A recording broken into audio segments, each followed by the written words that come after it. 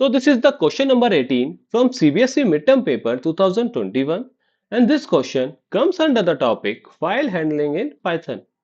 So in this particular question, four options have been given to you and it has been asked which one of them has the default character for the new line parameter of a CSV file. तो जब भी आप file open करते हो right function Python के अंदर, तो उसके अंदर जो न्यू लाइन पैरामीटर होता है उसकी बाय डिफॉल्ट वैल्यूज क्या होती है। तो in the case of Windows operating system CSV file के अंदर न्यू लाइन पैरामीटर की बाय डिफॉल्ट वैल्यू क्या होती है आपकी स्लैश एन।